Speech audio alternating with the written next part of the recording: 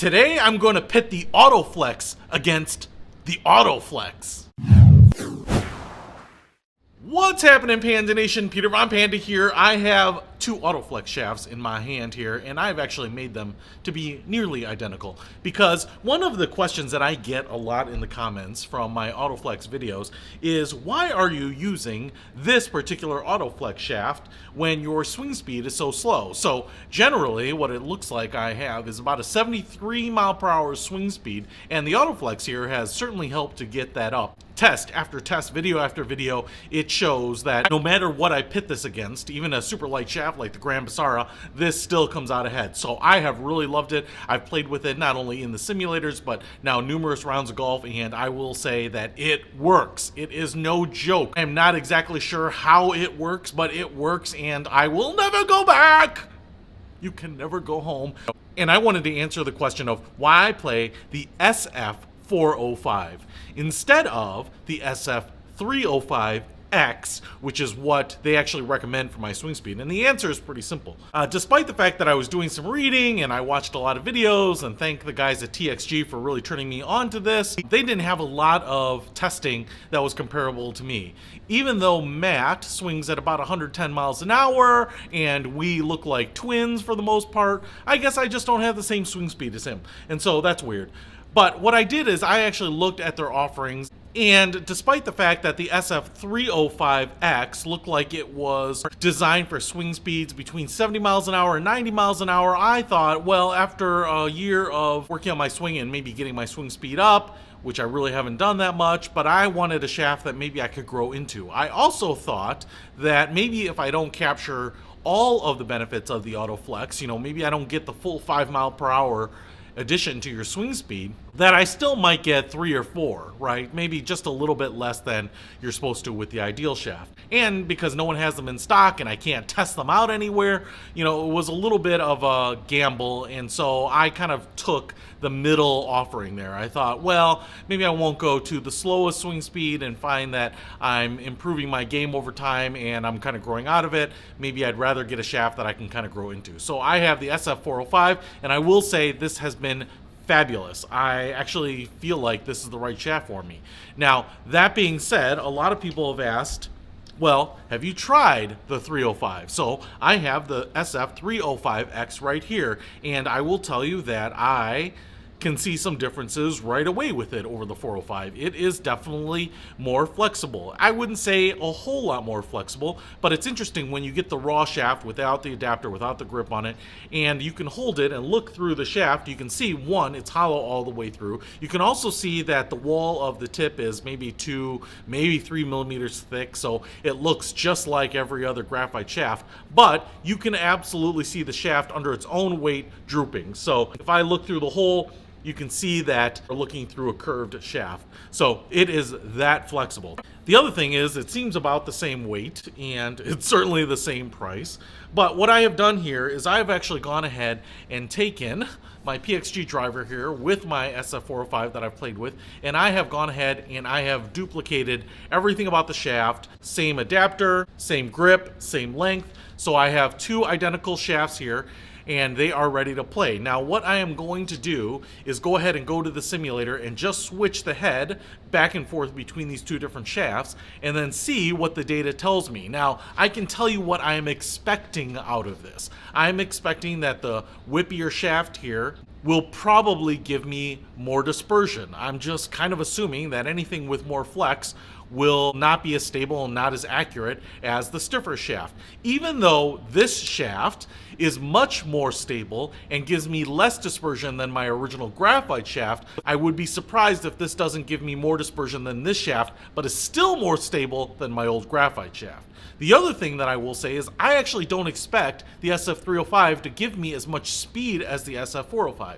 So the reality is the SF405 has taken me from about 73 mile per hour swing speeds to 79 mile per hour swing speeds. So that's a 6 mile per hour improvement, which is absolutely more than I think most people are getting. Most people are kind of getting about 5. And so the fact that I am on the outer edge and the beneficiary of maybe 1 more mile per hour there. I don't think that this one will do any better. In fact, I think maybe this one might give me 5 miles per hour more than my original shaft, maybe 1 mile per hour less. So I'm expecting this shaft to not do as well, maybe be just a hair slower and a little bit wider on the shot placement, but I expect them otherwise to be pretty similar. So if I get any results other than that, I will be surprised. So the next thing we have to do is head off to the simulator and get some real data.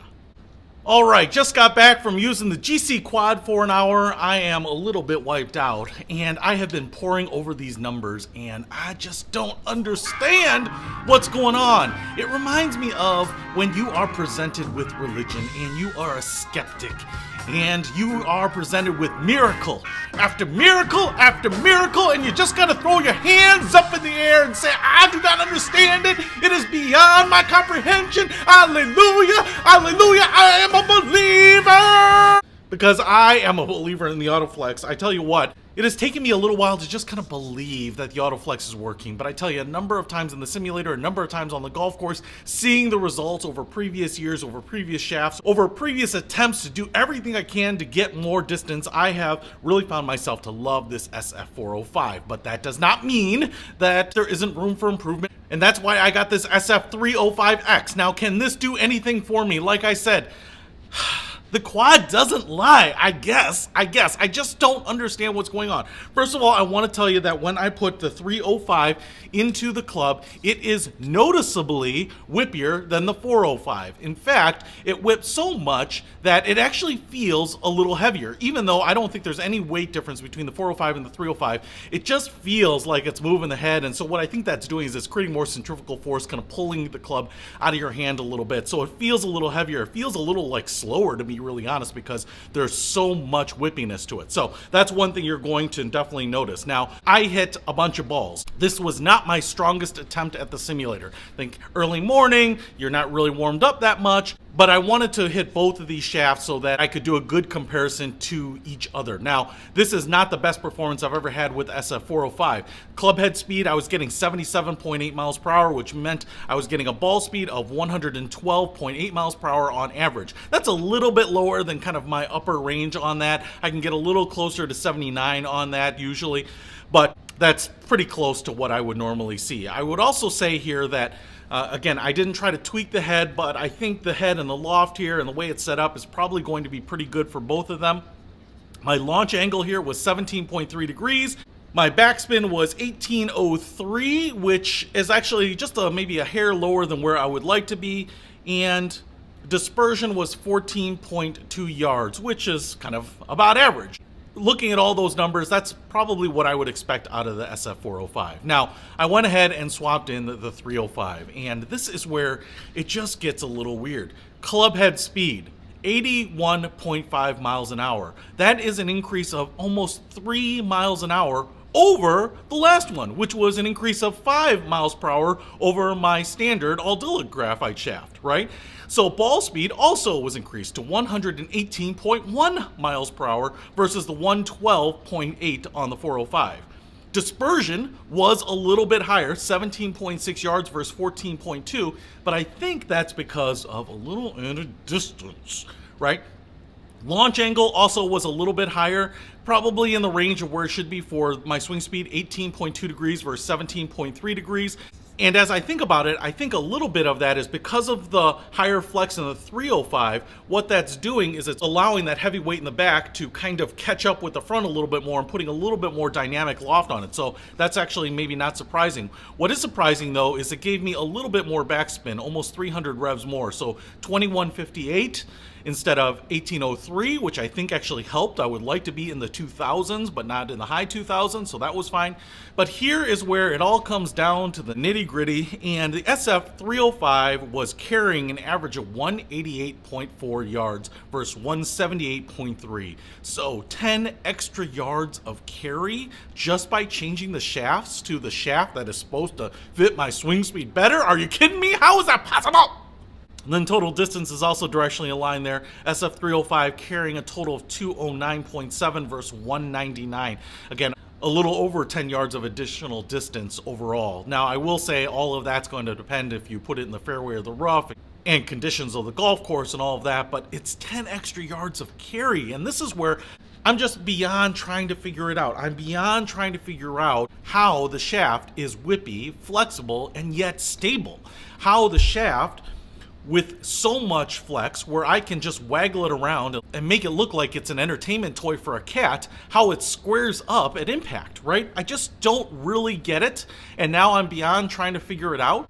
Because like I said, I can see right through the shaft. There's nothing about it. There's no cross member piece. It's not a fully filled tip. There's no non-Newtonian fluids oozing out of it when you open it up. So I just don't understand. I'm a believer. I'm a buyer. I'm an owner. I have spent my own money on these. And for the people out there that have consistently said, hey, listen, based on your swing speed, the SF405 is probably not the right shaft. You should try the 305. And my skepticism was that I don't know that there's really a big difference between the 305 and the 405. An ultra flexible shaft is an ultra flexible shaft. Well, I couldn't have been more wrong, even though I was not expecting to see really maybe any measurable differences. But 10 extra yards of carry is no joke. I am beyond confused, but elated, and I am really looking forward to using my 305 out on the golf course from now on. And what I would say is that I have seen so many people trying to figure out distance on all these little things that have marginal or almost no benefits at all, like changing the golf ball, maybe a slightly different shaft, playing around with the weights, trying to change the grips. For a lot of people, there's just no room physically to train and to do any more than you are. But I will tell you that this AutoFlex shaft, the 405, even though it wasn't right for me, was giving me 5 miles per hour faster club head speeds than my old shaft. And this new SF305 is basically adding on another 3 miles an hour to it. So I don't know what to say other than just share the numbers with you. Listen, if you want to pick up an AutoFlex shaft, I would say, other than they are expensive, I can't think of a single reason why you shouldn't. I am absolutely in love with mine. So I will put links to where I picked up the shafts in the description below. Peter von Panda, out.